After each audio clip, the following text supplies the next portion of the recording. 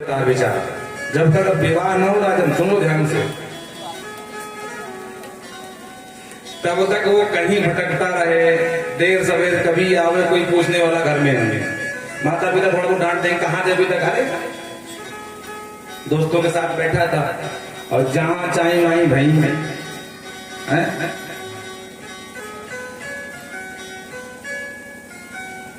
बोलो राधे राधे। तो आजकल तो व्यवस्था हो गई है, पहले सब नहीं था। ये दूर संचार है ना, छोटा सा, हाँ, संदेश वाहक, तो सीधा नंबर डायल कर दिए और नंबर लगा, फोन लगा, हेलो कहाँ हो, घर आने के समय।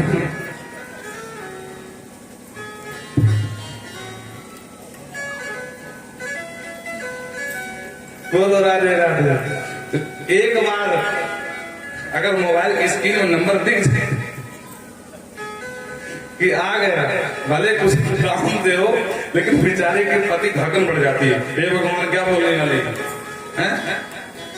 और हम तो ये कहते हैं वो पत्नी कही थी जो पति को ठीक रास्ते न ले आवे। बोलो राधे राधे। हैं? विवाह के पहले जितनी आजादी कर लो भैया, जो युवा समाज बैठी है ध्यान से सुनना, विवाह के बाद पराधीन सपने को बनाएंगे, हैं? कर विचार देखो मन माही। बोलो राधे राधे। हाँ, और अगर देवी जी के दास बन के नहीं नाचना है तो रामदास बन के नाचो, कोई दिक्कत नहीं रहेगी। हाँ, अरे हम राम जी के राम जी हमारे, हम राम जी के राम जी हमारे, हम राम जी के राम जी हमारे हैं, हम राम जी के राम जी हमारे हैं, हम राम जी के राम जी हमारे हैं, हम राम जी के राम जी हमारे हैं, हम राम जी के राम जी हमारे हैं, हम राम जी के राम जी हमारे हैं। राम जी के दास बन जाओ तो देवी जी के दास बनने से बच जाओगे। बोलो राधे राधे। हाँ, तो भगवान कहते हैं देवी पति अगर पापी नहीं है, अन्न अवगुण है तो उसे छोड़ना नहीं चाहिए। अगर पापी है तो छोड़ने में कोई बुराई नहीं है, शास्त्र इसकी आज्ञा देता। जुगुप्सितम सर्वत्र औभक्तम पुरस्त्रिया। गोपिकाएं खड़ी खड़ी सुन रही थी, आपस में बातचीत करने लगी। देखो पहले इन्होंने बुलाया, हम भागी भागी आई, स्वागत भी किया, अब हमको उपदेश के ऊपर उपदेश दे रहे हैं, और जब तक हम इनसे बोलेंगी नहीं तब तक ये उपदेश देते रहेंगे। तो गोपियों ने अब एक गोपी बोल उठे, मयम विभोहति भवान गतितम न संसार, चित्तम सुखेन भवता प्रहतम गृहेषु, निर्विशति करावपि ग्रहकृत्ये, पादौ पदं नटस्तव पादमूला। एक गोपी कहती, पहली बात तो हम शांति से घर में काम कर रही थी, तब तो बनकर के श्रीमान जी आपने बांसुरी बजा दी और हमारा चित्त चुरा लिया, हम बावरी भरी भागी चली जा रही। अब कह रहे हो बार बार एक रट लगाए हो, घर लौट जाओ, क्यों आई हो, पति को नहीं छोड़ना चाहिए, कुल स्त्री को अपराध किए हो, दोष लग जाएगा, ये होगा वो होगा। तो पहली बात यह है कि आपने हमारा चित्त क्यों चुराया? भगवान ने कहा तो कोई बात नहीं, चित्त से जाना है कि पैर से जाना है? पैर से चले जाओ। एक गोपी बोले श्रीमान जी हम भी पढ़ी लिखी गंवार गुआरिया थोड़ी ना है, जब मन साथ में नहीं होता है ना तो पादौ न चलम। बोलो राधे राधे। हाँ, मन अगर साथ में है तो पैर भी काम नहीं करते श्रीमान। भगवान मुस्कुराए, बोले भाई देवी जी पढ़ी लिखी हो, मानना पड़ेगा। बोले नहीं तो क्या? अच्छा आप कभी अनुभव करना, आप घर पे चले, किसी ने टोका कहाँ जा रहे हो? बोले भागवत सुनने जा रहे हैं। बोले अच्छा अच्छा अच्छा, चलो ठीक, कोई बात नहीं, सुनाओ जाकर।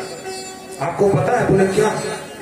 अरे बोले कल आकर के आपके नाती ने और मेरे नाती को इतना मारा कि वो बीमार, मतलब चोट लग गई, दवा करा के ला रहा हूं, देखो इसकी पट्टी। अब आप आ रहे थे भागो सुन, आपने देखा, बोले अरे राम राम भैया माफ कर दे। बोले माफ छोड़ो, माफी पहले पैसा दो। कितने? बोले 5,000 रुपया दो। अब बाबा जी की धड़कन बढ़ गई, हे भगवान, घर में बैठे बैठाई आफत मूल नाती ने कहां चले लिया। आपने कहा भैया कुछ कम कर दे। अरे कम कैसे कर दो, 5,000 फूंक के आ रहा हूं। अच्छा ठीक है भैया, एक काम कर, तू 3,000 ले। नहीं पूरे 5 लूंगा, नहीं FIR कर दूंगा। अब आपका अच्छा खासा मूड बना था भागवत सुनने का, और बीच में उलझ गए। पर श्रद्धा है कि नहीं भगवान की कथा सुननी, कुछ भी हो जाए तो ठीक है भैया ले 5,000। आपने मरता का ना करता 5 दे दिया। अब उधर से आए भागवत सुनने, क्योंकि महाराज जी की कथा 2 दिन की बची है, तो अब सुन ले कम से कम, नहीं मिलने वाली तो है नहीं महाराज। भगवान ने राम जाने कब मिले कब न मिले, तो श्रद्धा है तो आप चले तो आए, और मन आपका 5,000 में टिका है। राम राम मेरा नाती इतना ना लाया है, फालतू में 5,000 फुकवा दिया। अब आ रहे भागवत सुनने और मन में चल रहा है 5,000। इसी भागवत मंच के सामने से निकल जाओगे उतनी दूर, वो सुनन भैया के घर तक। अब फिर किसी ने कहा बाबा जी किसको कहाँ जा रहे हो? आपने कहा अरे हम तो भागवत सुनने जा रहे हैं। अरे तो भागवत पीछे हो रही कि आगे हो रही? अरे राम राम, मुझे आज क्या हो गया, मैं तो पंडाल में आ रहा था, मैं इधर कैसे आ गया भाई? तब आपको लगे रे भैया मन हमारा हमारे साथ नहीं था। तो गोपी कह रही पादौ न चलम, किम करवाम करते, घर का काम कैसे होगा? भगवान ने कहा तो कोई बात नहीं, अपनी योग शक्ति से हमको घर पहुंचा दे। बोले श्रीमान जी पहुंचा भी दोगे तो घर का काम भी नहीं होगा, मन साथ में नहीं। बोलो जय श्री राम। मन साथ में नहीं है तो कोई काम नहीं होता। आप लोग अनुभव करना, जिस समय आपका मन बहुत खिन्न हो उस समय कोई आपसे अच्छी बात ही बोलता आपको बुरी लगती है, ये भैया बस कर हो गया चल निकल। क्या हुआ? अरे बोले बस थोड़ा मूड सही नहीं है, मन बहुत खिन्न है, तो अच्छी बात भी बुरी लग रही। क्यों? क्योंकि मन साथ में आपके नहीं है, मन आपका स्थिर नहीं है, उद्विग्न मना, मन उद्विग्न हो गया है। तो वो भी कह रही है अगर घर आपने पहुंचा भी दिया अपने योग बल से, घर में जाके करेंगे क्या? काम तो होने वाला नहीं है, क्योंकि मन ही राम तुम्हारे पास है। तो हमारा मन लौटा दो। बोलो राधे राधे। पूर्व जमाने में जो वृद्ध माताएं वो जानती होंगी, किसी किसी का खानदान कुल में परंपरा रही कि जब होलिका दहन होता था, होली जलाई जाती थी, तो होलिका की जो अग्नि होती थी उसको घर में लाया जाता था और वर्ष पर्यंत वो अग्नि को संभाल करके रखा जाता था। जब शाम को भोजन बन जाए तो वही चूल्हे में राख में दबा देती थी आग को, और फिर प्रातः काल उसी को निकाल करके थोड़ा से घास फूस डाल करके फूंकनी से फूंक करके आग नई आग बन जाती थी। तो आज गोपिकाएं भी कहती हैं कि सरकार जन्म जन्मांतर की मिलन की आग हमारे हृदय में छुपी बैठी थी, और आपने क्या किया? बोले बांसुरी की फूंक मार करके और उसमें दहकत तो उत्पन्न कर दिया महाराज। मिलने की प्रबल उत्कंठा को आपने फूंकनी से फूंक करके आपने प्रज्वलित कर दिया महाराज।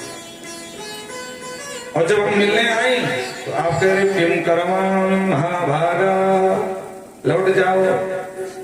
इसलिए अंत में समर्पण कर दिया। सिंचांगम नस्त्वद अधरामृत भूरकेण हासावलोक कल गीत छया। वो कहते हैं हमारे हृदय को आपने छलनी कर दिया है। हासावलोक मंद मंद मुस्कान आपके कपोल देख करके हम सब कुछ भूल गए हैं। तो सिंचांगम अधरामृतम, आप अपने अधरामृत से हमारा सिंचन करो। बोलो राधे राधे। भगवान पहले परीक्षा ले रहे थे, इनके मन में कहीं संसारिक कोई भी कामना तुम शेष नहीं है। अगर संसारिक कामना है तो क्या मतलब फिर यहाँ आने का? और जब गोपियों ने मिल करके स्तुति करी सिंचांगम, प्रभु अब हमको संसार से कोई मतलब नहीं है, बाबा सुखदेव लिखते हैं, बाहु प्रसार परिरम कराल गुरु नवीश तनाल नभ नर जब महाराज प्रारंभ हो गया, रास करते करते अब इन गोपियों के मन में आया अभिमान, देखो देखो ब्रजराज के छोरा को अपने इशारों पर ठुमका लगवा रही हैं। और जब इनको अभिमान हुआ तो भगवान वहां से भाग लिया, जहां आया अभिमान वहां से भागे भगवान। एक गोपी को साथ में दिए क्योंकि उनको अभिमान नहीं हुआ, उनको मान हुआ कि देखो सबको तो छोड़ दिया पर मुझे नहीं छोड़ा। बोलो राधे राधे। और भगवान वहां से अदृश्य हो गए। जब भगवान चले गए तो बिरहा सुर ने इतना घेर लिया इन गोपियों को कि भगवान के विरह में यत्र तत्र सर्वत्र पुकारने लगी, भगवान को खोजने लगी। बहुत दूर जाकर के जिस गोपी को साथ में रखा, शास्त्रकार कहते हैं वो गोपी कोई और नहीं, श्री राधा जी साथ में है। क्योंकि राधा जी सुखदेव जी की गुरु है तो गुरु का नाम नहीं लिया जाता है। बोलो राधे राधे। इसलिए जो है गुरु नाम आत्म नाम, अपना नाम, ज्येष्ठ पत्नी हो पत्नी का नाम, बड़े बच्चे का नाम और गुरु जी का नाम। त्रे कामों न गृहणीयात्, जिसको कल्याण की कामना हो वो कभी इनका नाम न ले। अपनी पत्नी का नाम भी नहीं लेना चाहिए। हाँ, उपनाम कोई भी रख दो, पर जो नाम उसका है उसका नाम नहीं लेना चाहिए। पत्नी को पति का और पति को पत्नी का, बड़े बेटे का, अपने गुरुजी का। अपना भी नाम अगर बताना हो तो उपनाम बता दो। महाराज जी आप कौन हैं? श्री त्रिवेदी जी हैं। अब ये नहीं कि अपना नाम बताना शुरू कर दो, अपना भी नाम। आत्म नाम है, गुरु नाम है, गुरु का नाम भी नहीं लेना चाहिए। बोलो राधे राधे। तो चूंकि राधा जी गुरु है तो नाम लेते नहीं हैं, तो गोपी बधू अनेक नामों से पुकार रहे हैं। तो कुछ दूर गए, राधा जी को लगा अब आया अभिमान, देखा देखा सबको तो छोड़ दिया तो मुझे नहीं छोड़ा। भगवान से कहती हैं पारम न चले हम, मैं चल नहीं पा रही, मैं थक गई हूँ। भगवान बोले आप थक गई? बोले हाँ। भगवान ने कहा स्कंद आरूह्यताम, आओ मेरे कंधे में बैठ जाओ। बोले हाँ ये सही है, बैठो। और जो भगवान ने देखा कि सचमुच बैठने वाली हैं तो अंतरहिते सहसैव ब्रजांगना, उस ब्रजांगना को भी छोड़ करके अंतरहित हो गए भगवान। बोलो राधे राधे। अच्छा, अंतरहित का दो अर्थ है, एक तो अदृश्य हो गए, छुप गए, और एक ये भी है कि अंतरहिते, भगवान इनका गोपियों का अंदर से ही चाहते हैं, इसलिए भगवान गायब हो गए ताकि इनके अंदर जो अभिमान का अंकुर स्फुटित हुआ है उसका समन कर सकूं। नारद जी की तरह, नारद जी को आप सब परिचित है। भगवान से कहा हमको सुंदर बनाओ, भगवान ने बंदर बना के भेज दिया। बोलो राधे राधे। और नारद जी को जब वास्तविकता का पता चला तो इतना क्रोध आया कि मरने और मारने को आरू हो गए। सही हो साफ की मरी हो जाएगी, जगत मोर उपहास कराई, वो उठपटांग बके। अब भगवान जब समझ गए कि साहब हमारा काम बन गया तो भगवान ने माया का निवारण कर लिया। जैसे माया काट के निवारी तो नारद जी की अकल ठिकाने आई और नारद जी की भाषा बदल गई। मृषा हो मम साप कृपाला,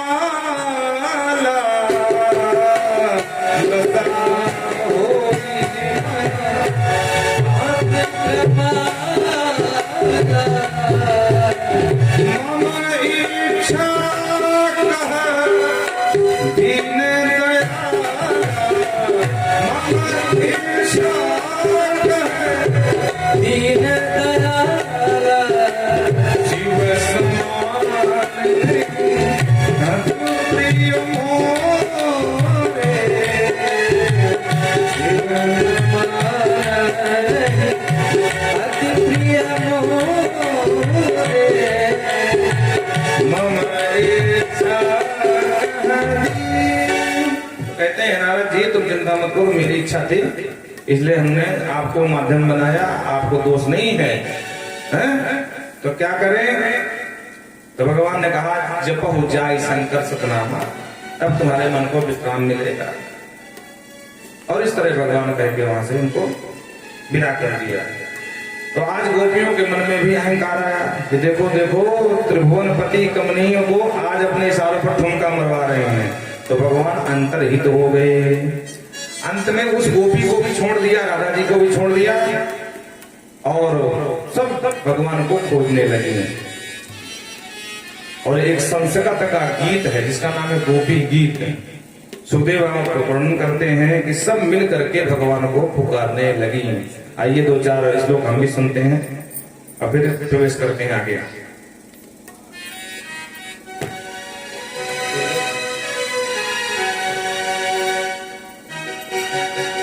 जयति तेधिकं जन्मना व्रजा प्रयत इंदिरा सस्वद प्रहि जयति तेधिकं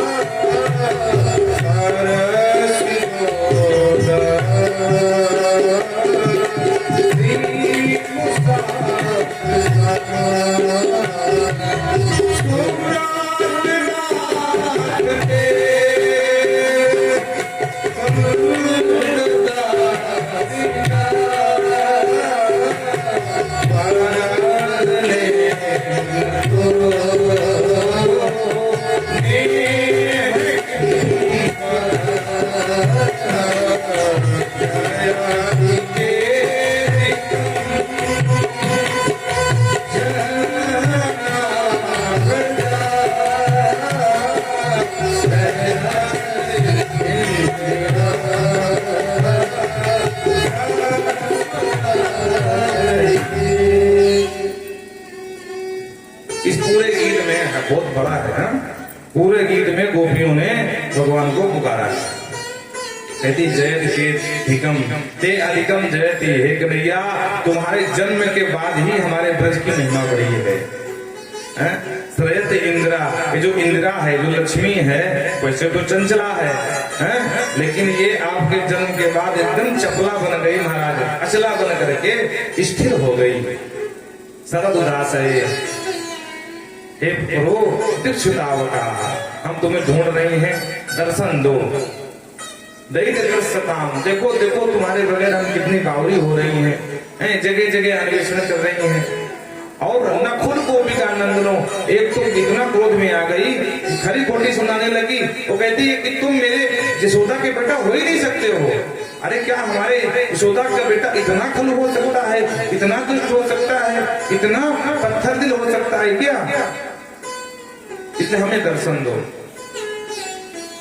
सूरत नाथ शुल्क दासिका, देखो हम तुमको याद कर रहे हैं, तुमको दया बिल्कुल नहीं आ रही है। शुल्क दासिका, और ये कहती है प्रभु हम तो तुम्हारी खरीदी हुई दासी हैं, शुल्क देकर आपने खरीद लिया। मानो भगवान ने पूछ लिया हमने कौन सा तुमको शुल्क दिया खरीदने में, कब चुकाया शुल्क? बोले सरकार इतने बड़े बड़े संकटों से आपने बचाया, प्रणवर्त के तूफान से बचाया, और काली के विष से बचाया, इंद्र के कोप से बचाया, क्या सरकार आपने ये शुल्क नहीं दिया है? इन सब उपकारों के बदले में हमने आपको ही बेच दिया। आपको मानो आपने इतना उपकार करके हमारे ऊपर हमको खरीद लिया है। विष जला प्यार व्याल राक्षसाद वर्षमार दात, काली के विष से कौन कह सकता था कि एक दिन ये विष काली यहाँ से भाग जाएगा, सरकार आपने उसको भगा दिया। अखिल देह नाम अंतराग। एक कहती है, आपको लगता होगा कि देखो अभी हम गायब हो गए हैं तो अभी ये पुकार रही हैं और बाद में ये जो है जब हम पहुंच जाएंगे ये फिर इनको अभिमान आ जाएगा। तो कहती नहीं नहीं, अखिल देह अंतराग मुद्रक, आप तो सबकी आत्मा है, सबके घर घर में बैठे हैं, तो एक बार हमको भी खोल के हमारे हृदय में देख लो कि हम लोग झूठ बोल रहे हैं कि सच बोल रहे हैं। अखिल अंतराग मुद्रक। एक कहती सरकार, प्रणत देहि नाम, हमने सुना है कि जो तुम्हारे प्रणत जन है पाप कर्षणम, आप उनका पाप आकर्षण कर लेते हो, तो क्या हमारा पाप आप आकर्षण नहीं कर सकते हैं? अरे जब काली का विष वमन करा सकते हैं फुनके लगा करके, तो क्या हमारा जो अभिमान रूपी पाप है, अभिमान रूपी विष है, उसका वमन नहीं करा सकते आप? तव कथा अमृतम तप्त जीवनम। विद्वान लोग कहते हैं आपकी कथा समस्त दुखों का नाश करने वाली है, श्रवण मंगलम, सुनने वाले का मंगल करती है। तो हम तो तुम्हारी चर्चा कर रही हैं, हमारा दुख दूर क्यों नहीं हो रहा? अंत में इतना विरही हो गई कि अंत में कह दिया कि सरकार अगर अभी आप नहीं आए तो हम जमुना जी में अपने आप को विसर्जित कर देंगी और बिना आपसे मिले वापस घर को नहीं जाएंगे। बोलो राधे राधे। बहुत विरह से पुकारा है। अरे मुरली बजा के मोहना कि मुँह कर लिया किनारा, मुरली बजा के मोहना क्यों कर लिया किनारा, मुरली बजा के मोहना मुँह कर लिया किनारा, मुरली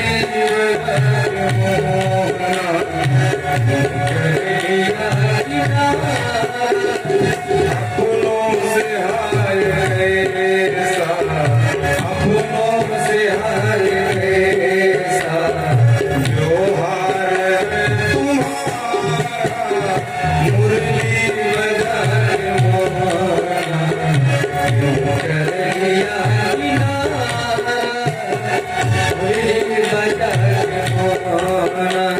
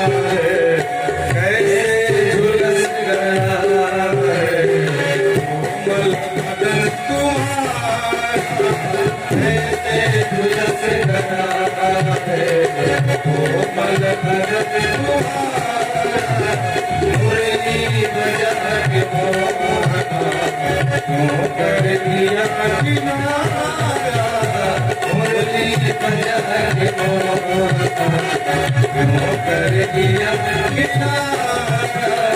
ढोलकी बजा के जब आर्त भाव से पुकारा ठाकुर प्रकट हो गए और फिर पुनः समस्त ब्रज बाबाओं के साथ और उस रास में भगवान शिव और मां पार्वती भी पहुंचे।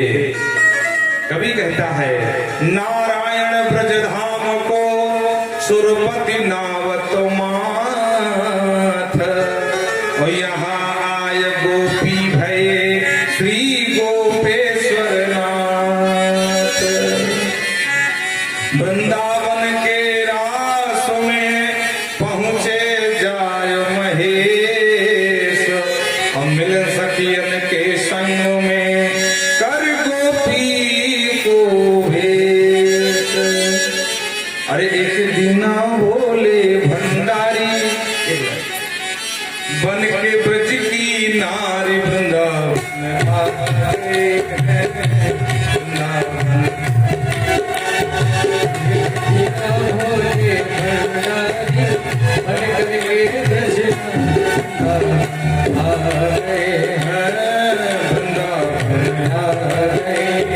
पार्वती जी मना के हारी पार्वती मना के हारी राम ने त्रिपुरारी वृंदावन आ गए वृंदावन आ गए। पार्वती से बोले मैं भी चलूंगा तेरे संग में तेरे संग में। पार्वती से बोले मैं भी चलूंगा तेरे संग में तेरे संग में। राधा संग श्याम नाचे मैं भी नचूंगा तेरे संग में तेरे संग में। राधा संग श्याम नाचे मैं भी नचूंगा तेरे संग में तेरे संग में। जोड़ा पहले साड़ी लगा जोड़ा पहले साड़ी चल चले मतो भागी वृंदावन आ गए वृंदावन आ गए। एक दीना भोले भंडारी बन के ब्रज की नारी वृंदावन आ गए वृंदावन आ गए। वृंदावन बिहारी लाल की जय हो। रास को यही प्रणाम। एक दिन की बात खिन्न मना बैठे कंस के पास नारद जी का आगमन हो गया। नारद जी ने कंस से पूछ लिया भैया क्या बात है क्यों इतना उदास हो। कंस का गुरुदेव ठीक समय पर आए आपको तो सब पता है मेरी क्या व्यथा चल रही है। आकाशवाणी ने जिस काल के लिए इशारा किया था आज तक ढूंढ नहीं पाया महाराज क्यों मेरा काल कहाँ है किधर है। और उसके लिए जितने राक्षस भेजता हूँ भगवान करे पता नहीं क्या हो जाता लौट के नहीं आते महाराज। नारद जी ने कहा भैया कंस तू बड़ा भोला है। महाराज में समझा नहीं बोले हाँ अरे तू जानता नहीं है जो लाली आई थी बिटिया वो बिटिया तेरे मित्र वसुदेव की नहीं है। गुरुजी आप क्या कर बोले मैं सही कह रहा हूँ। तो गुरुजी किसकी बिटिया थी तो परिचय दिया कंस यथा भगवान नारदो देव दर्शन यशोदायाम सुता सुता मैंने बिटिया ध्यान से सुनना यशोदायाम सुताम कन्याम देवक्या कृष्णमेव च। ए भैया जो बिटिया थी वो देवकी की नहीं है यशोदा की बिटिया थी और देवक्याम कृष्णमेव च। और देवकी का जो लाला है वो आजकल वृंदावन में कृष्ण बन करके रह रहा है। और जो कंस ने सुना अरे गुरु जी राम राम इस वसुदेव ने इतना बड़ा धोखा किया मेरे साथ लाओ पकड़ के वसुदेव को आधी मार डालूंगा। नारद जी समझ गए कुछ ज्यादा ही हो गया का भाई ये तो ज्यादा हमने तो कम जगाया ज्यादा जग गया। बोलो राधे राधे हनुमान जी की तरह जब समुद्र किनारे सब बंदर बैठे थे, किनका तब भी मुड़ता, क्या करें कहाँ जाए। संपाति ने बता दिया कि जो भाई योजन पार 100 योजन का समुद्र लांघेगा वो सीता का पता लाएगा। तो सारे बंदर जमुहाई ले रहे थे, अरे भगवान कौन जाएगा पता नहीं है। और हनुमान जी बेचारे बिल्कुल एकांत बैठे हैं, चुपचाप राम राम जप रहे हैं। अरे राम सिया राम सिया राम, राम सिया राम सिया राम सिया राम, राम सिया राम सिया राम सिया राम सिया राम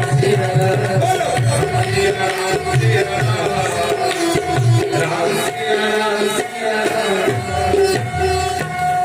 सारे बंदर एक तरफ बेचारे विचार मंथन करने और हनुमान जी अपने मस्ती में राम सिया राम सिया राम, बोलो राम सिया राम सिया राम, बोलो राम सिया राम सिया राम, बोलो राम सिया राम सिया राम, राम सिया राम सिया राम, बोलो राम सिया राम सिया राम। अब जामवंत जी दूर से देखा, बोले सब बंदर तो परेशान है, कौन जाएगा कौन नहीं जाएगा, इनको क्या हो गया। तो जामवंत जी धीरे से आए, जगाए और जगाते जगाते ऐसा जगाए कि बोले कहो तो त्रिकूट पर्वत को उठा लूं, कहो रावण के साथ पूरी सेना के साथ रावण का वध कर डालूं, बोलो ये समुद्र क्या चीज है, खेल खेल में लांग जाऊंगा, आप तो एक बार आप आज्ञा करो क्या करना मुझे। जामवंत बोले अरे भैया पहले तो जग नहीं रहे थे, और जगते जगते जगे तो इतना खतरनाक जगे कि सब कुछ आप ही राम लीला पूरी निपटा दोगे, राम जी की आवश्यकता नहीं पड़ेगी क्या। अरे भैया ज्यादा नहीं करना है, उतना ही करना जिसमें भी राम जी का अभिनय बचा रहे, पता लगे रावण को मारना, राम जी को आप ही निपटा दोगे तो रामलीला का मतलब क्या रहेगा। बोलो राधे राधे। तो ऐसे बहुत लोग हो जाते हैं।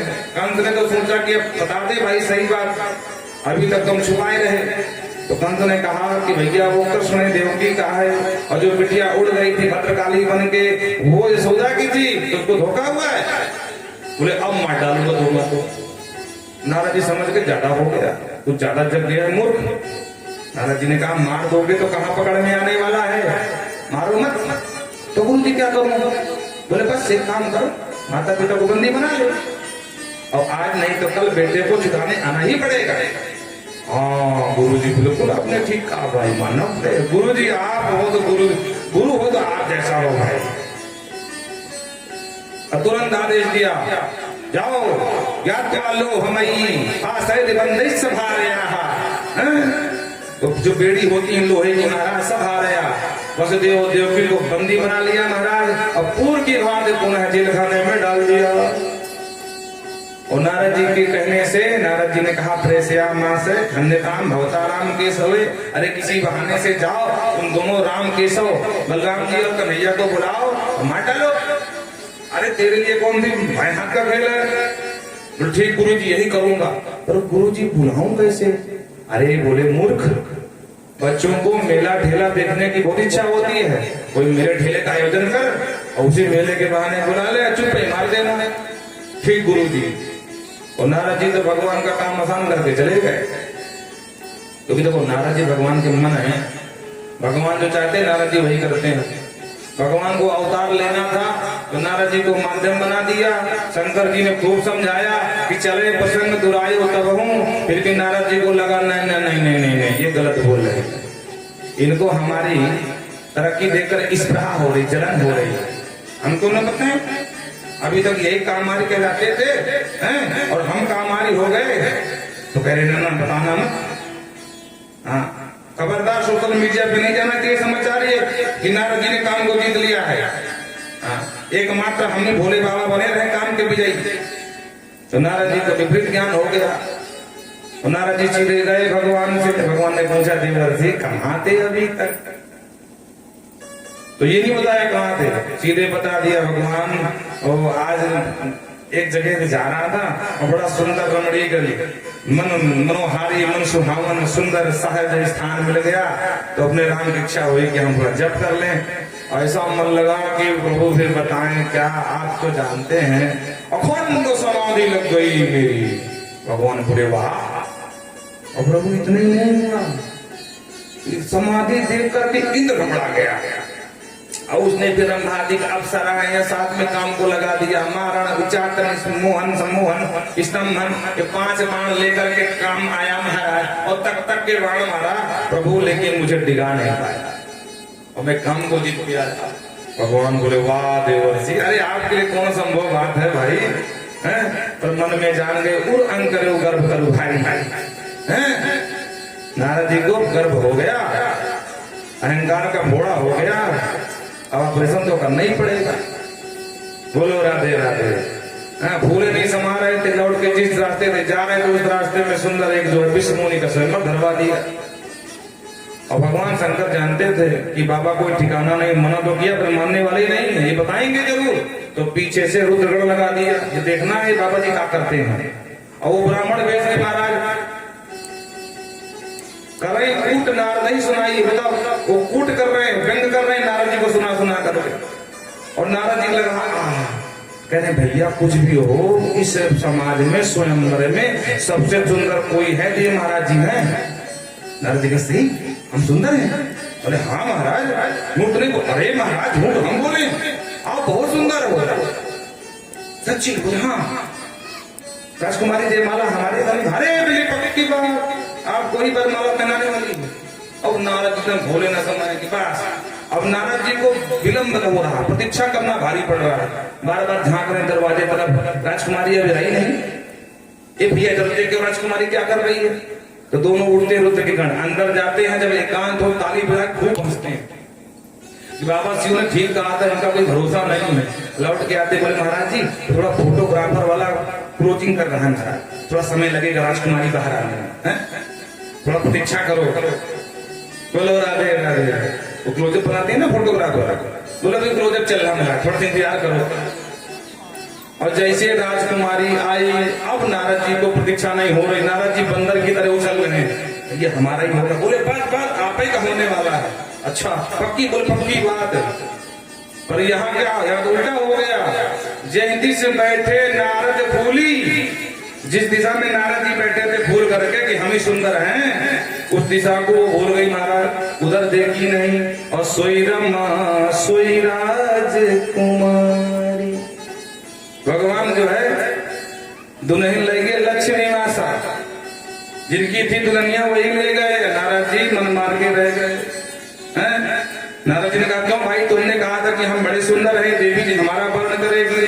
रुद्रगढ़ ने कहा सरकार बुरा मत मानना, एक बार अपना फेस देख लो, चेहरा देख लो जा करके। तो उस समय शीशा तो था नहीं, जलाशय में जो परछाई दिखाई पड़ा और सुंदर की जगह बंदर पृथ्वी में दिखाई पड़ा तो आग बबूला हो गए। अरे राम राम, इतना दिन नारायण नारायण जपा है। और एक जो है मानो हरिशन सुंदर ताई, एक बार इनसे मैंने सुंदर शरीर क्या मांग लिया, बंदर बना दिया, अब इनको बताऊंगा। तब उन्होंने एकदम क्रोध में आकर के श्राप दिया कि जिस स्त्री के लिए रुलाया है, एक दिन तुम भी उसी स्त्री के लिए रोओगे। और जैसा तुमने हमारा रूप दिया है, वही रूप वाले बंदर तुम्हारी सहायता करेंगे। और नर्तन धारण करके तुमने हमारी रोने वाली देवी जी को लेके भागे हो, तो तुमको भी नर्तन धारण करके इस धराधाम में आना पड़ेगा। बोलो राधे राधे। हाँ, तो कहने का मतलब उर्वम करो गर्भ करो भारी। तो कंस ने बंदी बना लिया, विषय पर नहीं भटक जाएंगे। बोलो राधे राधे। तो कंस ने बंदी बना लिया और इधर अक्रूर जी के माध्यम से संदेशा भेजा, अक्रूर जी को भेजा लेने के लिए। अक्रूर जी पहुंचे और जाकर के नंद बाबा को समझाए, माँ यशोदा को मनाए। नंद बाबा मान गए और साथ में नंद बाबा सबने ग्वाल बाल लेकर के दूसरे दिन मथुरा को आ गए। बोल वृंदावन बिहारी लाल की जय। और जैसे ही मथुरा को आए तो मथुरा में मच गया हल्ला। बोले भैया सावधान हो जाओ। बोले वो पूतना मारने वालों आ गो, वो कारी कारी कामर वालों। ओ हल्ला मच गया पूरे मथुरा में, नगरी में महाराज। जिस गली से कन्हैया निकले वही गली में लोग जो है स्वागत के लिए दौड़े, क्योंकि सब जानते हैं कि सरकार जाने वाली है, नई सत्ता पर नई पार्टी बैठने वाली है। बोलो राधे राधे। जो बुद्धिमान होते हैं ना, खासतौर पर कन्हैया, अगर उनको पता चल जाता है कि कौन सी पार्टी सत्ता पे आने वाली है, उसी पार्टी पर चंदा लुटाने लगते हैं पहले से पहले। हाँ, इनकी सरकार बन जाए तो कुछ हमको भी मिल जाए खाने को। तो जगह जगह आज ठाकुर जी का स्वागत होने लगा, क्योंकि सबको पता है कि ये कंस को मारने वाले हैं, कंस की सत्ता जाने वाली है। तो कंस के विरोधी किस पक्ष में आ गए? और सामने से धोबी चला रहा था, सुंदर सुंदर कपड़े लेकर के, जय जयकार हो रही हर जगह। एक वाला ने कहा कन्हैया, हम भैया कहा सुन रहे हैं? बोले कहा? बोले सब ये कह रहे हैं कि ये तेरे मामा की नगरी है। भगवान बोले हाँ, ये हमारे मामा जी यहाँ के महाराज जी हैं, कंस मामा। और ये वारे भैया कन्हैया तेरे पहले ना बताई, अब देख सामान्य से कपड़े पहन के हम चले आए, अब तेरे मामा के यहाँ घूमेंगे, हम सबकी नाक न कट जावे। भगवान बोले चिंता काय कर रहे हो, मामा का गांव है, अभी हम व्यवस्था कर रहे हैं। बोलो राधे राधे। तो सामने से धोबी चला रहा था, धोबी को देखा, कंस के कपड़े राजसी वस्त्र प्रेस किए, महाराज स्त्री किए बकायदे करके। तो धोबी को देख करके भगवान ने कहा मामा जी राम राम। वो धोबी ने नाक सिकोड़ के देखा, दे भैया तू कहाँ का मेरा भांजा? भगवान ने कहा देखो यहाँ के जो महाराज हैं। बोले हाँ। बोले हम उनके भांजे हैं और हमारा नाम है कृष्ण। और तू ही है कारो कारो कमरी वालो? बोले हाँ। अरे बोले तू है पागल, तुझे कुछ नहीं पता तेरे मामा ने क्यों बुलाया? कोई मेला ठेला नहीं दिखाना उसको, वो तेरे मारने का प्लान है। भगवान बोले हमें सब पता मामा जी। तो बोले हम तुम्हारे मामा नहीं है, तो खबरदार मामा मत बोलना। भगवान ने धीरे से कहा मामा जी बुरा क्यों मानते हो? मामा के गांव के सबरे मामा वो वो मामा था, तुम मामा। तो भी बोला अरे भैया अपनी औकात देख, वो तेरो मामा होगा लेकिन मामा का रिश्ता न चलावे, तेरे मारने का प्लान है।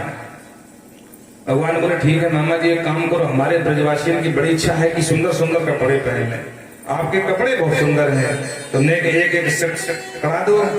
और जो कपड़े मांगे, धोबी का मूड खराब हो गया हमारा, 1000 गाली सुनाई।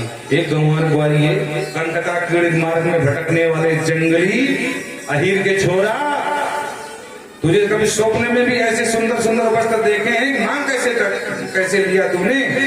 और जो 1000 गाली गई, भगवान पहले कुछ देर सुनते थे, भगवान का मूड हुआ खराब।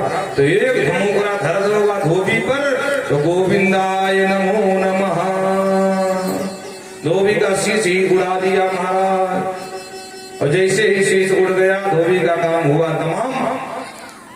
आगे बढ़े, ब्रजवासी से बोले ब्रजवासी पहन लो अपने अपने कपड़े। अब महाराज कंस महाराज 10 फुटा जवान और ग्वाला सब बोले 5 फुटा, 10 फुट के हिसाब से कपड़ा। और जब ग्वाला पहन के खड़े हुए और जैसे ही चले महाराज, तो पूरी सड़क साफ होने लगी महाराज। आगे बढ़े, एक दर्जी ने देख लियो, बोले वाह महाराज गजब का फैशन आ गया हिंदुस्तान के। महाराज मुझे दर्जी कहते हैं, कपड़े फिटिंग करने का काम करूं, अगर आपकी आज्ञा हो तो फिर कैंची उठाऊं, फिट कर दूं। भगवान बोले भैया तेरी खूब जय हो और हमारी शुभकामनाएं हैं। कपड़ा भले सस्ता हो, जितना कपड़ा होगा उससे 4 गुना महंगी सिलाई तुमको मिलेगी जीवन में, याद रखना हमारा आशीर्वाद। हमारे ब्रजवासी के कपड़े फिट करते, तो आप सभी जानते हैं कपड़ा भले सस्ता पड़ जाए, सिलाई बड़ी महंगी है। बोलो राधे राधे। कोट पैंट सिलाई क्या चल रही है? 3500। अब विचार करो 3500, कपड़ा लेने जाओगे 2000, 2500 को मिल जाएगा, वो भी ठीक ठाक। और सिलाई, तो भगवान ने कहा हमारा आशीर्वाद है, कपड़ा सस्ता होगा, सिलाई महंगी होगी, और खूब आराम से चकाचक जीवन तुम्हारा चलेगा। बस इतना सा उपकार कर दो। वो दर्जी फटका तुरंत आदेश दिया, जल्दी उतारो उनके कपड़े और फिट करो। लगा करके कैंची मशीन महाराज एकदम फिट कर दिया, राजकुमार बना दिया। सबरे ग्वाला कपड़े पहन के हल्फाए फूले महाराज। भगवान बोले आप कसर कसर तो ना है? बोले लाला कसर कसर तो बिल्कुल ना है, लेकिन हम ब्रजवासियन के जब तक ललाट पर खापक हुआ चंदन न को तो होए, तब तक ने थोड़ी कसर थी मालूम पड़े। भगवान बोले ये बात है, चलो उसकी व्यवस्था करते हैं। तो सामने से 3 जगह से टेढ़ी तिभक्रा चली आ रही थी, कुब्जा। और भगवान ने देखा, पूछ लिया दास्यास्महं सुंदर कंस सम्मताम तिभक्नाम्ना हनुलेख कर्मणि। देवी जी हरि गजगामिनी हरि भामिनी, कहाँ जा रहे आई हो। और जब उसने कहा गजगामनी, और 3 जगह से कुबरी टेढ़ी और मटक मटक के चलने वाली, महाराज ऐसे करते ऐसे। अब भगवान क्या संबोधन कर रहे हैं, अरे भामिनी, अरे गजगामिनी, हथनी की तरह मटक मटक के मत वाली चाल में चलने वाली। उसको बड़ा अटपटा लगा कि भाई ये कौन है संबोधन करने वाला। तो घूम के देखा ठाकुर जी को, और जो ठाकुर जी की आभा प्रभा शोभा को निहारा तो निहाल हो गई, तो बावरी हो गई, आंखें खुली की खुली रह गई, हाथ में चंदन लिए खड़ी एकदम बावरी बनी, चित्र लिखे से काढ़, है ना, जैसे कोई चित्र बना दिया जाए दीवार पर, ऐसे खड़ी है, मुंह खुला। भगवान कहते हैं देवी जी, तो देवी जी कुछ ना बोले। भगवान ने पकड़ा है, हिलाया, देवी जी। अरे देवी जी आप कौन हो? तो देवी जी ने परिचय दिया, सरकार मुझे कुब्जा के नाम से जानते हैं, चंदन घिसने का काम करती हूँ, दरबार में चंदन वितरण करती हूँ, भोजराज कंस को मेरे हाथ का घिसा चंदन बहुत पसंद है। भगवान उंगली में लगा करके देखे, बोले देवी जी आपका चंदन बहुत सुगंधित है और बड़ा शीतल है, थोड़ा थोड़ा प्रसाद रूप में हमारे ब्रजवासियों को मिल जाता। बोले सरकार आपके लिए मना कौन कर सकता है, सब आप ही का है, क्योंकि सरकार सत्ता आप ही आने वाली है, आप ही गद्दी पर बैठने वाले हैं, तो आपसे झगड़ा मोल लेकर कहाँ रहेंगे हम सामान्य व्यक्ति हैं। तो भगवान को दे दिया। भगवान ने कहा लो ब्रजवासी लगाओ चंदन। अब ब्रजवासी टूट पड़े महाराज, उठा के वही कटोरी, अजाब थापक था हुआ चंदन, थापक था हुआ पता है ब्रजवासी का चंदन, यहाँ से लेकर के नाक कपोल पूरा भर जाए महाराज, ऐसे इसको कहते थापक था हुआ। अब ब्रजवासी लगाकर एकदम जमकर खड़े हो गए। भगवान बोले अब कछु कसर है? बोले लाला बस नेक माला और पड़ जाए अपन को गले में, फिर कोई कसर ना रहे। भगवान बोले चिंता मत करो, वाकी व्यवस्था भी करेगा, चलो मेरे संग। और जैसे ही भगवान बलदाऊ दादा ने कहा रे कन्हैया ये बेचारी 3 जगह से वैसे भी टेढ़ी है, गरीब है, सामान्य सी घर की है, दरबार में जाती चंदन मांगती, कछु इनाम पाती, और तेने तो कछु न लियो न दियो, फिर कचंदन घिसरे नंदन कर दियो, अरे कछु इनाम दे दे बेचारी को। भगवान बोले दाऊ दादा आप चिंता मत करो, हम यहाँ को वो इनाम देंगे जो दुनिया में कोई न दे सके। अच्छा तो लाला कहा देगा? बोले बस देखते जाओ। और आगे बढ़े और बढ़ करके वहां डूब जाके दाहिने पैर के अंगूठे को आपने दाहिने पैर के अंगूठे से दबा लियो, और जो ठोड़ी में हाथ लगायो। दाऊ दादा को बड़ी लाज लगी। बोले लाला ध्यान से, ये वृंदावन ना है, मथुरा है लाला, गड़बड़ मत करियो। भगवान मुस्कुराए, बोले दाऊ दादा तो खुद को मुंह घुमा दो बस। दादा उधर घूम के खड़े हो गए और एक झटका मारा, 3 जगह से टेढ़ी कुब्जा को भी सर्वांग सुंदरी बना दिया। मुकुंद स्पर्शनाथ सद्दो बभू प्रमोदमाः। भगवान मुकुंद के स्पर्श से बहुत उत्तम श्रेष्ठ नव यौवन संपन्न हो गई महाराज। बोल भक्तवत्सल भगवान की जय। कुब्जा बहुत आह्लादित हुई, भावुक हो गई। प्रभु वाकई में आपने जो इनाम दिया है आज तक मुझे कोई नहीं दिया, न दे सकता है। सरकार मुझे धन्य किया, एक बार मेरे घर को धन्य कर दीजिए, मेरे घर में अपने चरण पधरा दीजिए। भगवान बोले देवी जी अभी दूसरे अभियान के लक्ष्य में जा रहे हैं, मामा को निपटाना है, बाद में इकट्ठे आएंगे, अभी आप पधारो। ठीक है सरकार, जैसी आपकी इच्छा। और भगवान को पता था कि परशुराम जी के द्वारा दिया हुआ एक धनुष जो कंस के धनुषागार में रखा हुआ है, तो भगवान ने अपने संगी साथियों को अतिथि कक्ष में ठहरा दिए। अब भगवान ने कहा दाऊ दादा एक बार मेला घूम के आते हैं। ठीक है कन्हैया चल। और दोनों भाई निकल गए। नंद बाबा से अनुमति मांग ले, बाबा हम मेला देख के आऊं। बोले हाँ ठीक, जा लालापुर दूर मत जाइयो, कहीं भटक मत जाइयो, हाँ हाल ही आ जाइयो। ठीक है बाबा। अब भगवान सीधे पहुंच गए धनुषशाला, और वहां एक से रखवाली में महाभट खड़े हैं। हाँ भगवान छोटे से, ध्यान रखना 4 वर्ष के कन्हैया थे जब मथुरा को गए थे। बोलो राधे राधे। छोटे से कन्हैया। भगवान को दाऊ दादा ये धनुष बड़ो देखने में अच्छो लगे, अगर तुम कहो तो एक बार उठा लूं।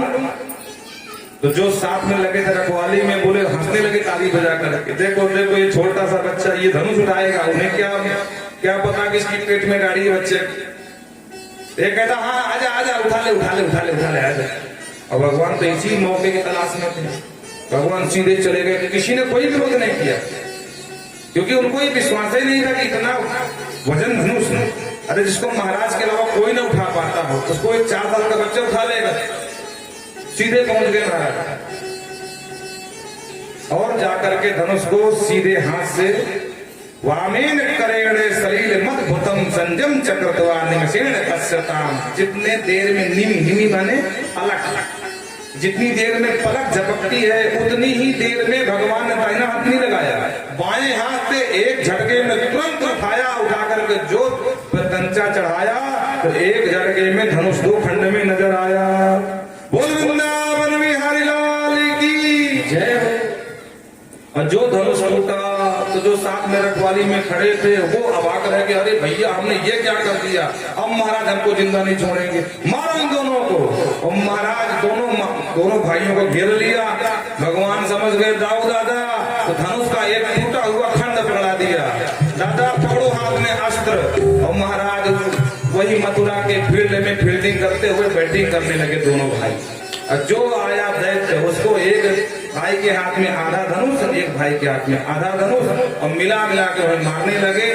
कुछ तो लड़ने में व्यस्त हो गए, कुछ भाग करके कम से बताया महाराज गजब हो गया। बोले क्या हुआ, बोले आवाज नहीं सुनी, बोले भयंकर आवाज आई, बोले जानना चाहता हूँ आवाज कैसी थी, दिशाएं कौन गई। बोले सरकार आपके जीने का गारंटी कार्ड खत्म। क्या मतलब, बोले सरकार धनुष टूट गया। और जो धनुष टूटने की खबर सुनी तो कंस से अपने सिंहासन से गिरते गिरते बचा। बोलो राधे राधे। कंस के गुरु जी का नाम है परशुराम बाबा। परशुराम बाबा ने इसको सब कुछ सिखाया, धनुष विद्या सारी गदा विद्या सब सिखाई। और एक दिन इतना मतवाला हो गया कि गुरु जी के पास पहुंच गया, गुरु जी मेरे हाथ में पीली हो रही है, क्यों, क्योंकि मेरे समान कोई लड़ने वाला नहीं मिल रहा है। तो गुरु जी एक बार हमारी तुम्हारी हो जाए, पीली मिट जाए। गुरु जी को आ गया क्रोध, मूर्ख, कहीं गुरु जी से झगड़ा करते हैं, ये मर्यादा नहीं है, लेकिन अब तेरे बहुत मतवाला हो रहा है, ले धनुष संभाल। और याद रखना इस धनुष की रखवाली करना, सुरक्षित रखना। पहली बात तो इस धनुष को कोई तोड़ नहीं सकता है, और जो तोड़ देगा वो तुझे छोड़ नहीं सकता है। बोलो राधे राधे। अब आ धनुष जैसे टूटने की खबर आई तो अंदर को भगा, रात में सोता है, नींद नहीं आ रही है, वही काला काला मुरली वाले के दर्शन हो रहे हैं, कांप जा रहा है, अपनी परछाई देख कर डर रहा है, रात में स्वप्न देख रहा है, प्रेत भूत परिस्वंग खरीरान गधे के ऊपर जा रहा है, प्रेतों का आलिंगन हो रहा है। ध्यान रखना ये सब मृत्यु के लक्षण है। गधे पर बैठना, भैंसे पर बैठना, काले काले यमदूत दिखाई पड़ना, ये सब जो है मृत्यु के लक्षण है। अब रात में नींद नहीं आई, प्रातः काल खोलिया, फिर हाथी को मदिरा पिला करके मदान कर दिया, बीच रास्ते में लगा दिया। दोनों भाई आए, हाथी ने चिगाड़ लगाई। भगवान ने कहा दाऊ दादा लगता गड़बड़ है। क्या मतलब लाला, बोले हाथी होश में नहीं है। और जैसे भगवान ने कहा हाथी होश में नहीं है तो हथवाल ने एक अंकुश मार दिया और पिए मदिरा के हाथी एकदम वेग से दौड़ा।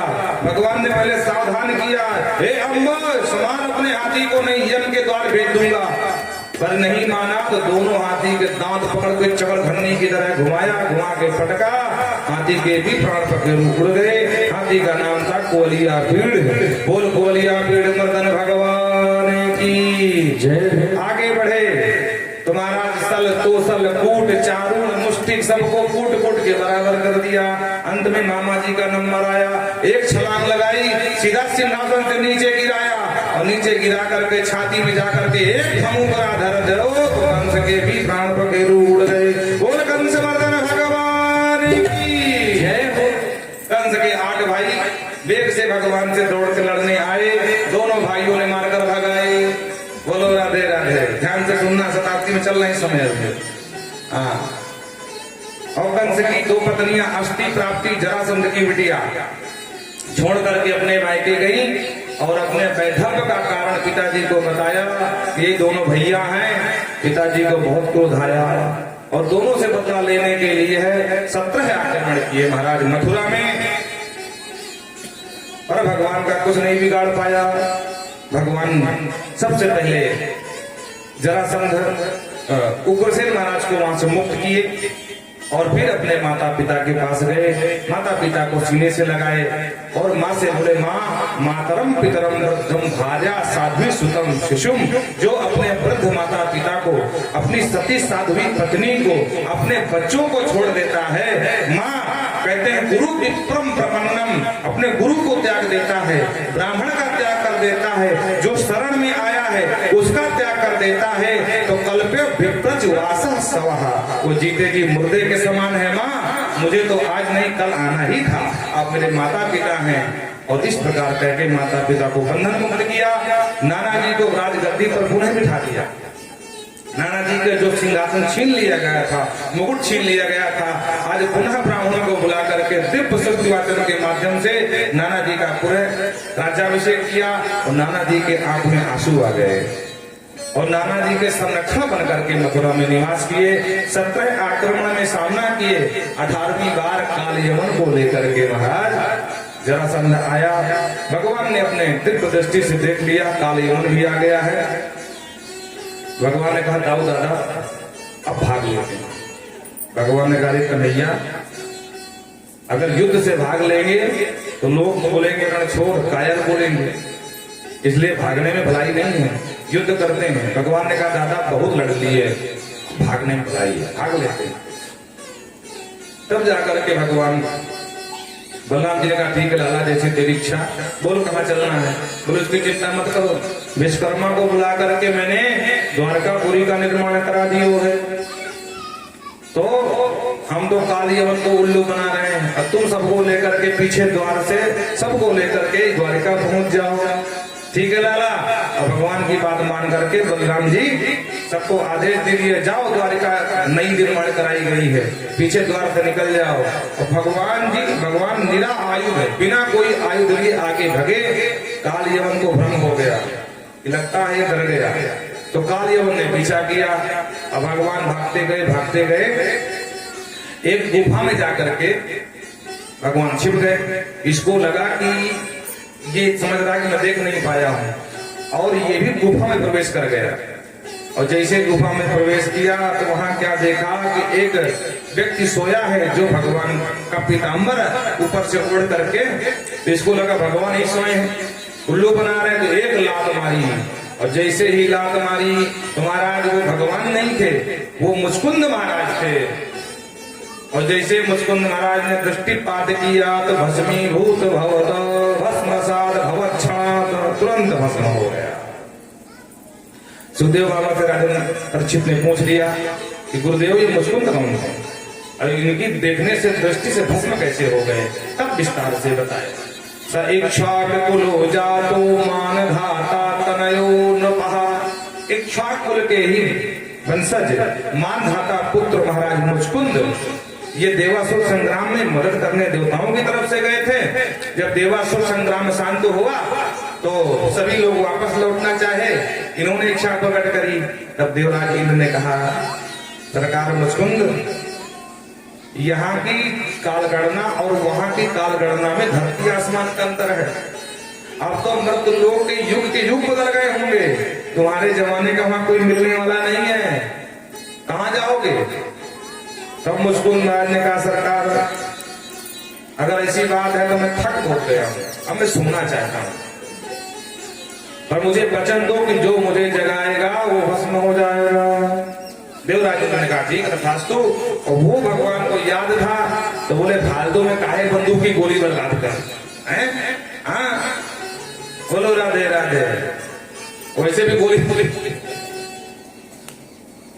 महंगी पड़ती है भाई, हैं? तो फालतू में जो है काहे कोई पट्टा का पट्टा फूंक डाले, जब फ्री में काम हो जाना है। तो भगवान जो युक्ति से काम लिए और काल यवन को ही अब उसी के काल से भस्म करवा दिए। बोलो राधे राधे। मुझको महाराज जैसे जगे वो तो भस्म हो गया। सामने भगवान को देखकर तुरंत किया प्रणाम। भूमेर भारा यमाणानाम असुराणाम क्षयाय च अवतीर्णो यदुकुले ग्रह आनक दुंदुभे। सरकार आपकी शोभा को देख करके मेरा मन बड़ा आह्लादित हो रहा है। मैं जानना चाहता हूँ आप सरकार कौन है। भगवान ने तुरंत बता दिया कि भूमेर भाराणाय असुराणाम क्षयाय च।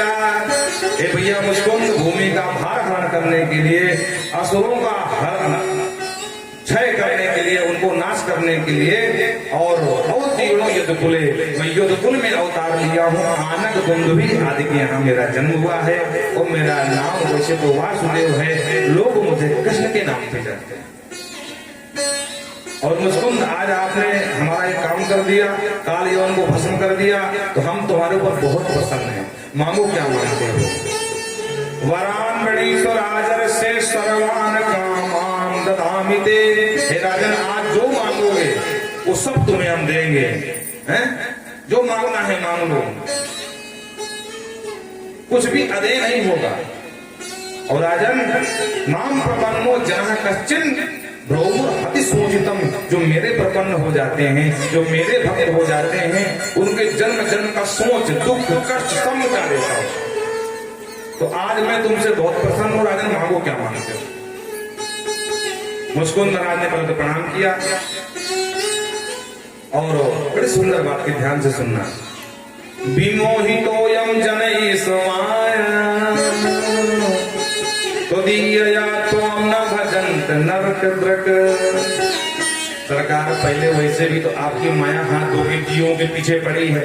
अब क्या ये माया कमजोर थी जो आप नाटक शुरू कर दिए, मांग लो मांग दो मांग लो? अरे महाराज, ये मांगने का काम भक्त का नहीं व्यापारी का होता है। वो व्यापारी मांगता है, नशावती भरता है, समय बड़ी है, वो बड़ी है। वो व्यापारी है जो मांगने के लिए मंदिर जाता है, मुंह से कहता तन मन धन सब कुछ है तेरा, स्वामी सब कुछ है तेरा, और तेरा तुझको वर पर क्या लगे मेरा। और मार्केट जाएगा तो केला ढूंढेगा जो सबसे सस्ते हों, भले गले हों, पैसा कम लगे, और मुंह से गाएगा ताना मना धाना सब।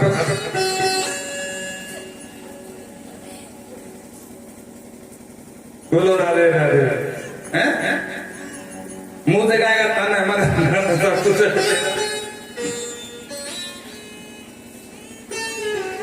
तो मुस्कुंद महाराज कहते, सरकार आपकी माया भी ठीक पर्याप्त थी जीवों को भटकाने के लिए, अब आप भी नाटक शुरू कर दिए, मांग लो, कुछ भी अधेय नहीं है। कहते हैं तो दिया तो हम न भजन थे नरक द्रक, आपने ही जन्म दिया, आपका ही भजन नहीं करता, अनर्क द्रक, और दुनिया भर का उत्पाद करता है। महाराज, दुकान बना लूं, मकान बना लूं, गाड़ी बना लूं, बंगला बना लूं, खेती बना लूं, व्यापार बढ़ा लूं, और तम न भजन थे अनर्क द्रक, पूरा जीवन अनर्थ में ही जीवन बिता देता है। बहुत आध्यात्मिक प्रसंग है। सुखाय दुख प्रभवेश सज्जते, और पूरा जीवन सुख दुख को ही सुख मान करके उसका सजून करता रहता है, सजाता रहता है पूरा जीवन।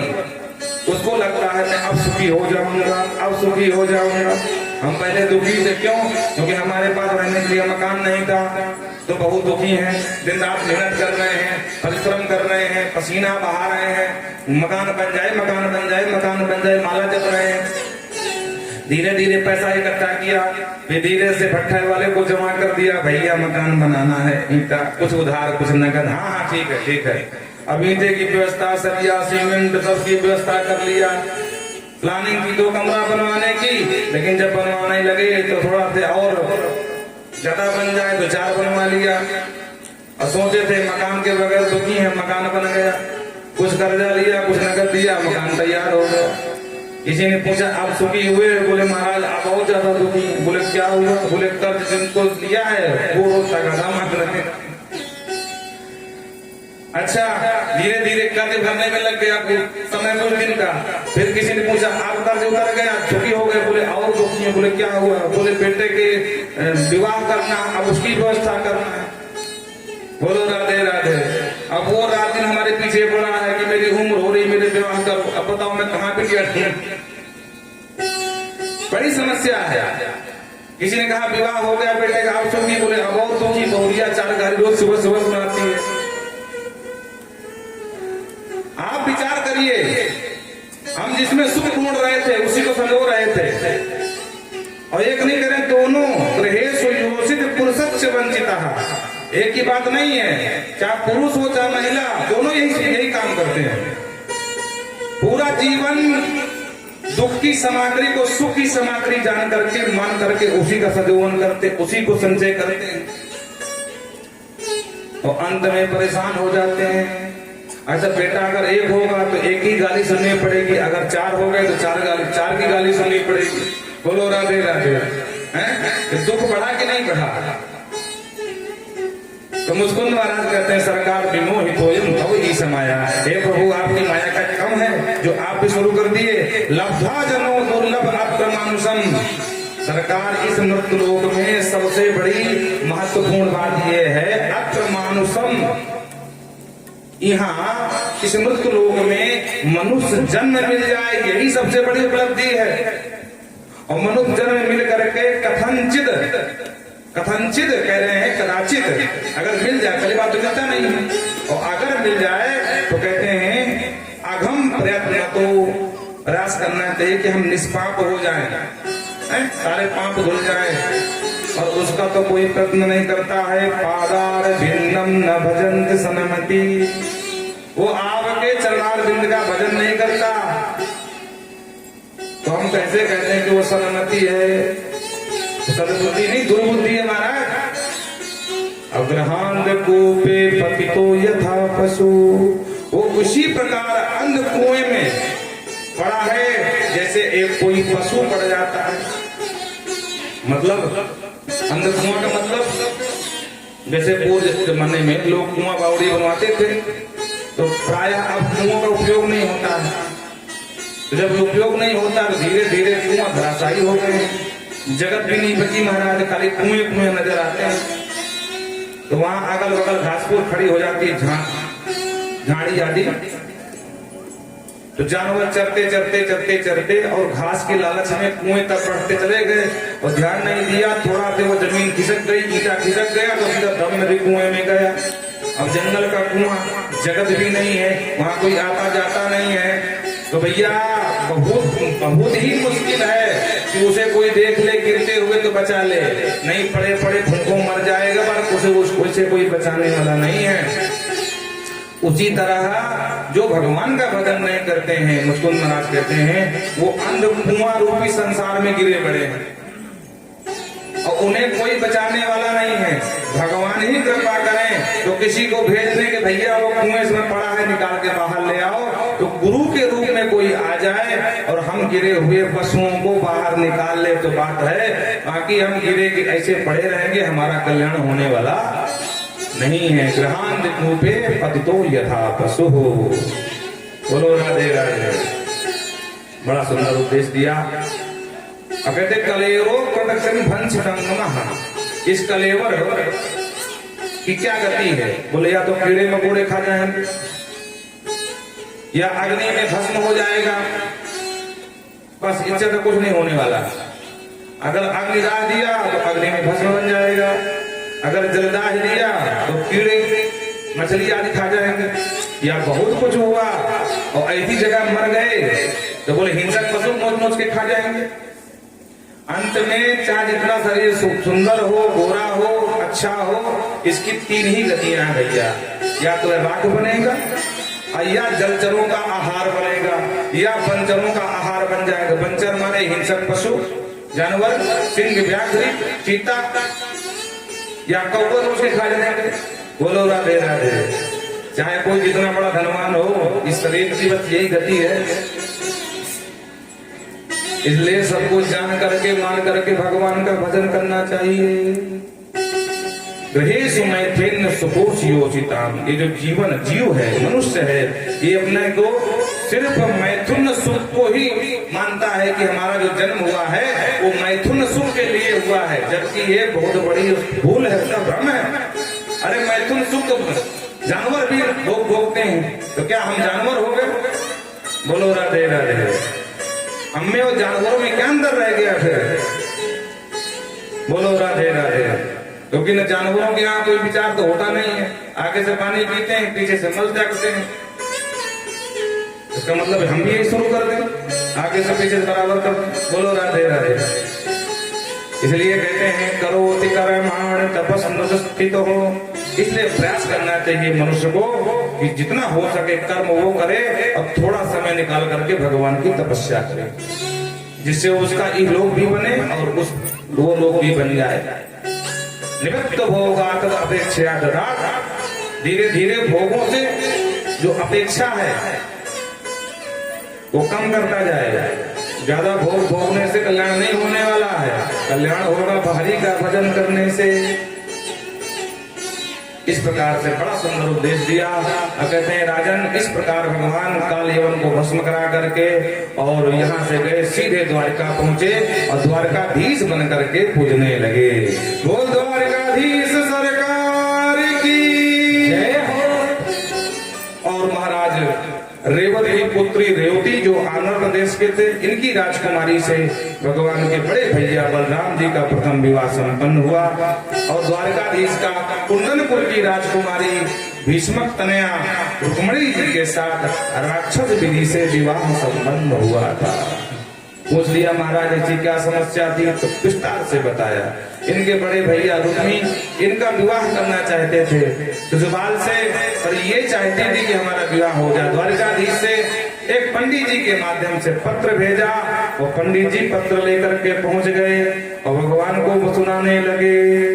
श्रुत्वा गुणान् भुवन सुंदर क्षणमतांगे, निर्विश्य कर्ण विवरै हरतो तापम, रूपम ग्रसाम ग्रसितताम अखिलार्थलाभम, त्वयि अच्युताम विशति चित्तम पत्रपम। पंडित जी ने पत्र सुनाया। सरकार रुक्मणी मैया लिखती हैं, हे भुवन सुंदर, हे त्रिभुवन कमनीय, हे अच्युत सुत्वा गुणान, आपके गुण गुणों को सुन करके संत ब्राह्मणों के माध्यम से चित्रम अंकम, अपने हृदय में आपकी फोटो बैठा ली हूँ। सरकार कर्ण की बरई है, कानों को तो सुख मिल गया आपकी कथा का गान सुन करके, आपकी लीला सुन करके, लेकिन रूपम दर्शन, मेरी आंख अभी तक आपके रूप का दर्शन नहीं पाई है, तो सरकार कृपा करो अपना दर्शन भी दो। और सरकार मैं आपको हृदय से अपना पति मानती हूँ, इसलिए मैं आपको निरंतर आपको संदेशा भेज रही हूँ। आप सोचेंगे कि अब पत्र क्यों भेज रही है देवी जी, तो बात यह है कि परसों मेरी बारात आ रही है और मेरा भैया आपसे खिलाफ है और मेरा विवाह शिशुपाल से करने वाला है, और मैं नहीं चाहती कि शेर का भाग सियार ले जाए, इसलिए सरकार ठीक समय से पहले आ जाना। अगर शिशुपाल आ गया तो एक बात ध्यान से सुन लो, जीते जी मर जाऊंगी पर शिशुपाल से विवाह नहीं रचाऊंगी।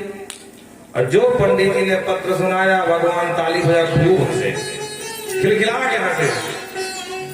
भगवान कहते महाराज बात ये है पंडित जी कि तथा हम तच्चित्तो निद्राम न चलजे निशिम, जिन संत ब्राह्मणों ने हमारे गुण गणों को रुक्मणी से सुनाया, उधर वाले हम रुक्मणी के गुण गणों को हमको सुनाया। हम भी रुक्मणी से बड़ा प्रेम करते हैं। निशिम निद्राम न लभे, अरे कभी कभी पंडित जी स्थिति ये बन जाती है कि रात भर जगराता चलता, जागरण, नींद नहीं आती। हाँ, निद्राम निशिम न लभे, पूरी रात जाग करके देवी जी के चिंतन में ही रात भर बैठ पड़े रहते हैं, बेटे में करवट बदल बदल के। बोलो राधे राधे, ये स्थिति बन जाती है। पर अब कोई बात नहीं, वेदा हम रुक्मणा द्वेषान मोद माहौल निवारता। अब भैया विरोध में हो चाहे पिताजी, जब रुक्मणी जी ने संदेशा भेज दिया, अब चलने में देरी क्यों। सुंदर रथ निकाला, पंडित जी को रथ में बिठाया और वहां से दौड़ लगाए। जैसे ही रथ भगा, पीछे से महाराज बलराम जी ने देख लिया, ए भैया कन्हैया किसको जा रहे शाम के समय बाहर न जाए कोई। भगवान पर दाऊ दादा बिल्कुल समय नहीं बात करने का, बात नहीं कट्टू बताएंगे, अभी तो राम राम बोलो। और महाराज भागते नजर आए। बलराम जी आए, चौकों से पूछा क्यों भाई, द्वारकाधीश कहाँ गए, किसी को पता है? हमने कहा महाराज हमसे तो नहीं बताया, पर हाँ वो जो पंडित जी आए थे वो भीष्मक कुंडनपुर से आए थे महाराज।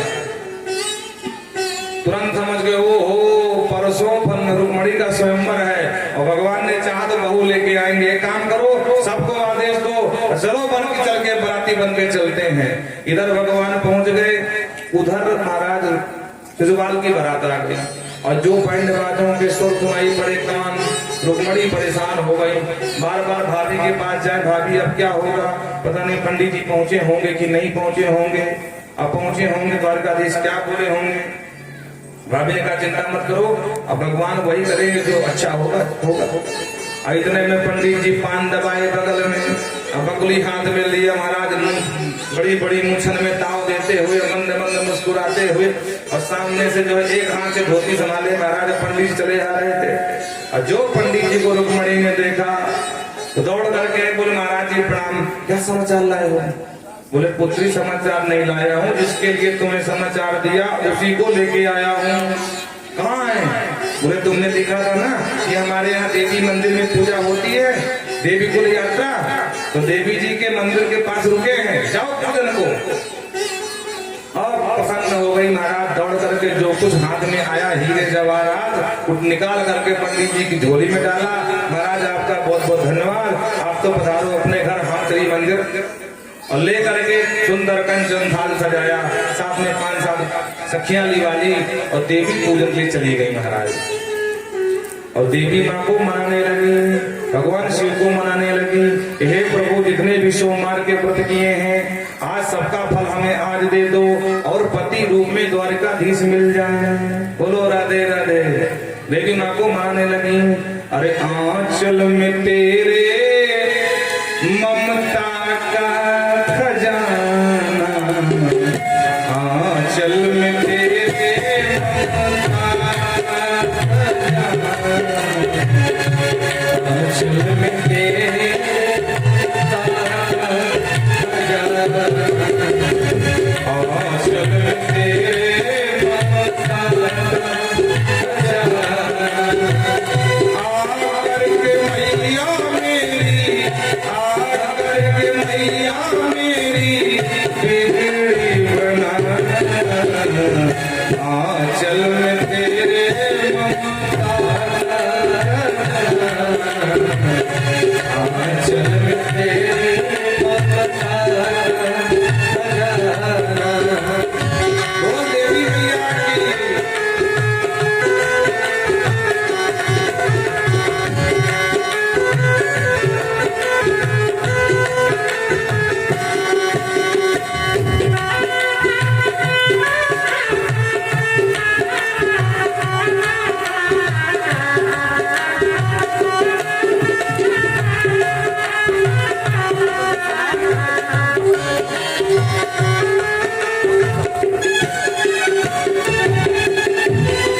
जिसकी बन जाए बिना वाली सहैया, जिसकी बन जाए तेरा वाली सहैया, जिसकी बन जाए तेरा वाली सहैया, जिसकी बन जाए तेरा वाली सहैया, कैसे डूब सकती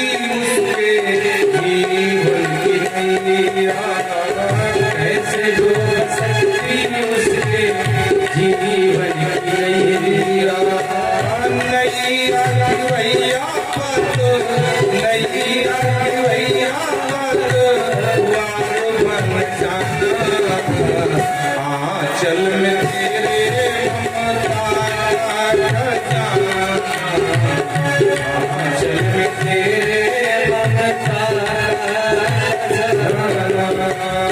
आकर के मैया मेरी, आकर के मैया मेरी बिगड़ी बनाना, आंचल में तेरे ममता खजाना, आंचल में तेरे ममता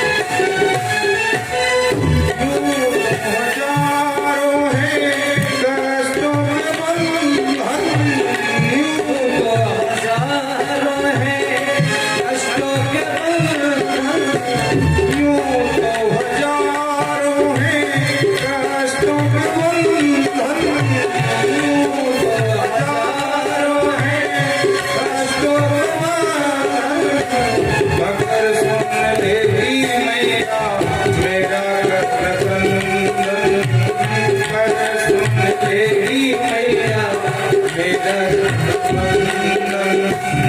आना भैया के मैया, आना भैया के मैया, छोड़ के जाती आज में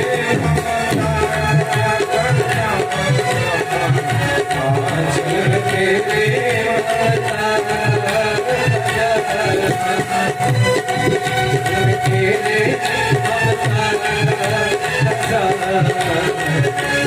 आज में तेरे मैया प्रसन्न हो गई, मैया को मनाया और मैया वाम उरोर भुजो नेत्रम अस्फुरम प्रिय भाषण, माँ रुक्मणी के बाएं अंग फड़कने लगे। और आप जानते हैं माताओं के बाएं अंग फड़कना बहुत शुभ होता। प्रिय भाषणम, कोई अच्छी खबर मिलने वाली होती है अगर बाएं अंग फड़के महाराज, और नोट मिलने वाले होते हैं। जब बायां आंख फड़के या बायां अंग तो अच्छी खबर मिलेगी। बोलो राधे राधे। शशि माला मूलक मुस्कानी है। तो मैया ने आशीर्वाद दे दिया। नमस्ते ताम्बिके भीक्षणम स्वस्ताम युताम शिवाम भूयात् पतिर्मे भगवान कृष्ण तनुमोदताम। हे अंबिके, आपके चरणों में बारंबार प्रणाम है। पति रूप में अगर कोई मिले तो भगवान कृष्ण मिले। मैया ने आशीर्वाद दे दिया। पूजन करके बाहर निकली तो इधर किसी भेटी ने जाकर किसी सुपाल से बता दिया, किसी सुपाल अकेले मात्र हम ही नहीं आए हैं बाराती बन करके। बोले मतलब? बोले द्वारिकाधीश को भी देखा गया है। बोले कहाँ? देवी मंदिर के पास। शिशुपाल समझ गया कि अगर कृष्ण आया है तो कोई बात जरूर है। तो किसी अनहोनी की आशंका से पूरे बाराती मंदिर को घेर के खड़े हो गए। और जो घूम के देखा कि आए तो हैं, कौन है, तो पूरे मंदिर को छावनी बना दिया। और महाराज सब रूप माधुरी का दर्शन करने लगे। इतने में भगवान दूर खड़े थे। भगवान ने इशारा किया, देवी जी हमें ढूंढ रही हो ना, हम इधर हैं। और जो आंखों से आंखें मिली तो दोनों के चेहरे खिल गए। भगवान ने अभिवादन किया, देवी जी डरियो मत, हम यही जमे हैं। अब भगवान सबके बीच से अंदर गए, पानी ग्रहण किए, लेके चल दिए। इतने में सबको समझ में आया कि भैया रुक्मणी को हरण करके ले जा रहे हैं। एक ने आवाज लगाई बराती ने, भगोड़े कहाँ भाग रहा है, आजकल हमसे युद्ध कर। भगवान रथ को मोड़ लिया और मोड़ करके जो तक तक के बाण मारना शुरू किया, तब तक पीछे से आवाज आई, बोल द्वारिकाधीश भगवान की जय। भगवान चौंके कि विदेश में हमारी जयकार बोलने वाला कौन है। पीछे मुंह कर देखा मुड़ करके तो पूरी नारायणी सेना और बलराम जी के अगवानी में चली आ रही महाराज। और जो भगवान ने देखा युद्ध करते हुए, बलराम जी ने कहा, लाला डरियो मत, तेरो बड़ो भैया ठीक समय पर आयो है। भगवान बोले, वाह दादा बिल्कुल सही समय पर आए। और जो बगल में आए, भगवान को बड़ी लाज लगी, क्योंकि जीवन में पहली बार देवी जी के साथ खड़े थे भैया के सामने। दादा को कियो प्रणाम, दादा प्रणाम, लाला लाज मत कर। तो सीधे देवी जी को लेके भाग, युद्ध से बाहर जा और इकट्ठो आशीर्वाद घर में ले, इनसे हम निपटे महाराज। तो भगवान लेकर के रुक्मणी को वहां से भगे। और इधर बलराम जी ने युद्ध को मोर्चा संभाला। तो हल से, हल जानते हो, हल से गर्दन फंसाते हैं सामने वाले शत्रु की, और मूसल टपका देते हैं मस्तक में, तो गोविंदाय नमो नमः हो जाता है। पूरे युद्ध में हल्ला मच गया। भाग करके गए बराती, बोले ये भैया शिशुपाल गजब हर गया। बोले कहा भयो? बोले ऐन वक्त पर वो मुसलवारो आगो। नहीं महाराज, आज तो हम उसको भागने न देते। शिशुपाल को बहुत लाज लगी, आत्महत्या करने की सोची। जरासंध ने समझाया कि भैया पहली हार को हार नहीं मानना चाहिए। इसी छलिया कृष्ण ने, इसने मुझे 17 बार हराया, पर मैं भी इतना निर्लज्ज था कि बार बार भिड़ता रहा। पर 18वीं बार मैंने इतना शक्ति से युद्ध किया कि भागता नजर आया। समुद्र की कोख में बैठा है डर की वजह से। तो शिशुपाल ने सोचा, भाई जब हमसे बड़े बड़े निर्लज्ज जिंदा तो हम काहे मरे। 17 बार हार करके कह रहा कि देख मैं 18वीं बार में जीता हूँ, हम तो पहली बार हारे हैं। मरना कैंसिल कर दिया और लेकर के डोली आया था दुल्हन के लिए। और उसमें छुप करके अपना गया। बोलो राधे राधे। और इसी घटना से भगवान का कट्टर शत्रु बन गया शिशुपाल। भगवान गए आगे, रुक्मी ने घेर लिया, भगवान ने उसको भी परास्त कर दिया और अंत में द्वारिका पहुंचे। सविधि से, शास्त्रोक्त विधि से भगवान का प्रथम विवाह रुक्मिणी मैया के साथ संपन्न हुआ। बोल रुक्मिणी कृष्ण भगवान की जय। अपनी वाणी को विराम हमारे विमल जी के द्वारा रुक्मिणी मैया पर आधारित सुंदर सुंदर गीत गाए जाएंगे और आप लोग भी इस दिव्य महोत्सव का आनंद लीजिए और इधर जिनको भी पूजन करना हो करेंगे। आइए। और कल की कथा में हमारे आचार्य जी बता देंगे, सुदामा चरित्र के साथ विश्राम होगा।